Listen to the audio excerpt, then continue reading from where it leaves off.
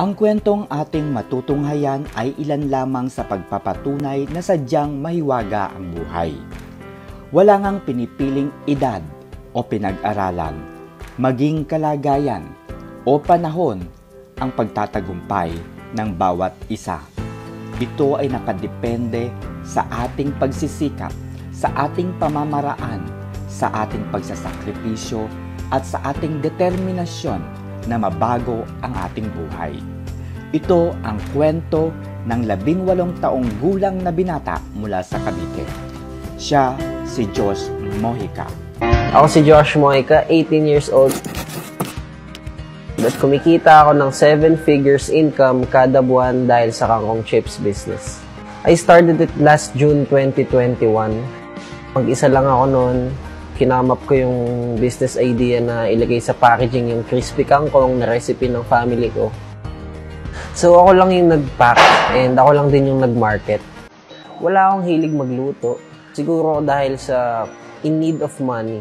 Naging passionate ako na matulungan yung family ko. Kailangan maiahaw ko yung pamilya ko sa hirap. Sinimulan ko po siya with 3,500 capital. Actually, Philippine Star yung kaunang nakakuha ng story ko. Sila yung unang nakakita sa akin that moment na sobrang liit ko pa. Before po, lahat ng empleyado ko, all of them are my friends. Pero ngayon po, kumuha na po ako dito sa community lang din namin ng mga single parent, mga PWDs, and lahat po ng gusto magtrabaho talaga dito, kinukuha na po namin hanggat kaya. 2021, 12 kami sa team. Kumikita lang siguro ako noon ng 4 figures in a month. And right now, in 2022, meron na akong 100 employees. And then kumikita na po ako ng 7 figures a month. Ngayon, ang first ko pong napundar is isang commuter van for our deliveries. Dito po sa akin natatayo natin ngayon isang 3-story building, factory po. We have 100 of distributors and resellers nationwide. Soon, magiging available na din siya sa convenience stores and groceries. Pinakamalaking factor ng business marketing Ginamit ko yung pagiging bata ko, pagiging multimedia enthusiast ng mga bata, yung magaling sa computer. Ginamit ko siya para mag-market ng business. In the future, I'm sure magka-college din ako at nasa isip ko talaga yun. Gusto ko din ng degree kasi syempre, isang achievement din siya sa buhay. Walang limit yung pagiging businessman pero may advantage yung pagiging bata. Kasi pag nagsimula ka ng bata, marami kang power, marami kang energy. Kumpara kung tumanda ka na, simulan natin palagi ng mas maaga kasi mas maaga tayong mag-succeed.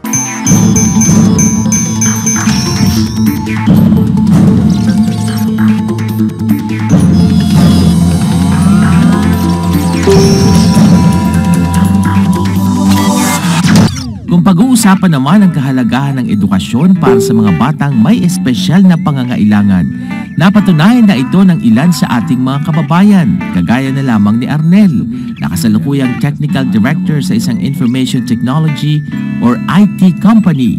Naniniwala siyang hindi niya maaabot ang pangarap na ito kung hindi siya nakapagtapos ng pag-aaral at nagpakatatag sa buhay.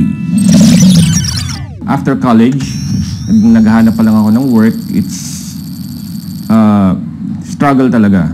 So I think there's may medyo racist or yung ibang companies, especially when they see na yung physical limitations ko. So it's very, very difficult. There are some companies that hires people with disabilities.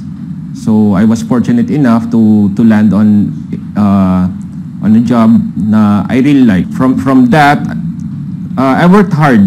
I really worked hard to prove myself na I can be at par with anyone in the company, and I proved to them na I can lead people, I can inspire people. Katulad ni Arnel, may pisikal na limitasyon din si Vincent. May tuturing man na PWD dahil sa polio, hindi ito naging hadlang upang makamit ang tinatamasang tagumpay sa kasalukuyan. When it comes to struggles, napakaraming struggles kapag PWD ka. Una kasi because of pagdating sa employment. So there are some companies who considers you as like a liability instead an asset. Transportation, yung mga struggles is sobrang hirap din. Kasi kumbaga mahirap mag-commute. Actually nga nung nag-aaral ako, lagi akong nahuhulog sa bus, nahuhulog sa jeep. Nakaranas man ng samut-saring pagmamaliit at diskriminasyon, nagamit niya naman ang mga ito bilang sandata at tuntungan upang magpatuloy sa buhay. Ako kasi yung tipo ng tao na hindi nag-give up hanggang hindi ko pa natatry. That's how I, consider myself as a person. And at the same time, so sabi ko, hindi man ako mayaman sa pera, but then I have so many friends. So, yung mga kaibigan ko yung mismo yung nagsasabi sa akin na parang do not give up kasi andyan naman sila. Para kay Vincent, malaki talaga ang naitulong sa kanya ng pagtatapos ng pag-aaral. Hindi lamang para umasenso sa buhay, kundi para mabago rin ang maling pagtingin at pagtrato sa kanya ng ibang tao. Sa ngayon ay abala si Vincent sa pamamahala ng 3 negosyo nilang magkakaibigan. Isang statistical firm, printing services at traveling agency.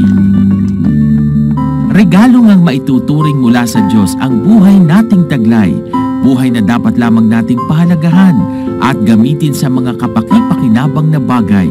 Meron man tayong pisikal o intelektual na kakulangan, tiyak naman na meron din tayong angking galing at natatanging kakayanan. Palagi sana natin itong ipagpasalamat at tingnan sa positibong pananaw. Piliin ding ituloy ang masaya at parang normal na buhay.